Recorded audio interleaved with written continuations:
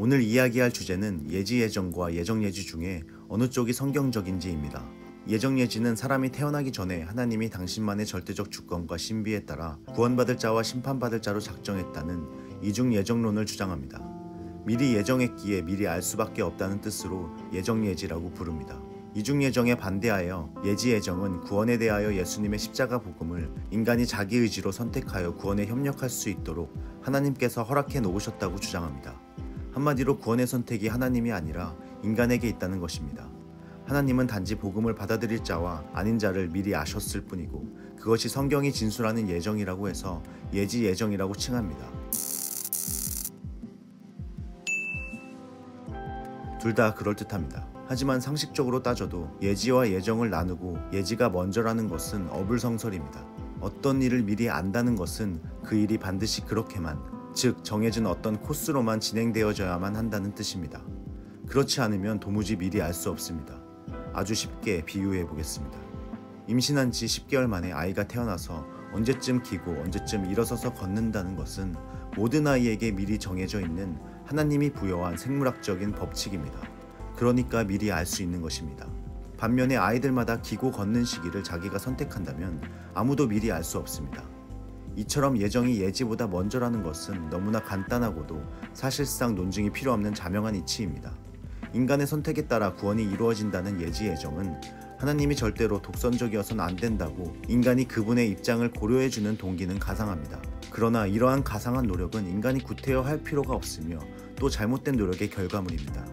하나님은 오직 선해야만 한다는 전제에 묶여서 인간적 시간 개념의 틀에서 어떻게든 예정을 변증해 보려고 무리하게 시도했지만 전혀 비논리적인 주장이 되어버렸습니다. 미국의 개혁주의 신학자 로레인 베트너 박사는 예정과 예지의 관계에 대해 미리 결정되어 있지 않으면 예지되기가 어렵다는 것은 상식으로도 이해할 수 있는 일이라는 것이다 라고 분명하게 밝혔습니다. 그래서 예지와 예정을 혼동해선 안 된다. 예지는 예정을 전제로 하지만 예지 그 자체가 예정은 아니다. 자유행동자인 인간의 행동은 그것이 예지되었기 때문에 일어나는 것이 아니고 예정되어 확실히 일어날 것이므로 예지되는 것이다 라고 부연해서 설명했습니다. 브레너는 같은 책에서 스트롱의 의견도 인용해 놓았습니다. 논리적으로 결정은 예지 전에 있는 것이다. 나는 내가 할 바를 안다고 말할 경우 내가 벌써 무엇을 하기로 결의하였다는 것, 또한 내 지식이 결의에 선행하는 것이 아니라 도리어 결의에 수종하고 거기에 근거한다는 것이 분명히 드러난다. 한마디로 예지할 수 있어서 예정되었다는 주장은 고려할 필요가 없는 궤변일 뿐입니다. 하나님의 예정하심과 인간의 자유의지는 아무리 생각해도 이율배반적인 것 같습니다. 완전히 이해되지 않습니다. 사실 완전히 이해되지 않는 것이 이뿐만이 아닙니다.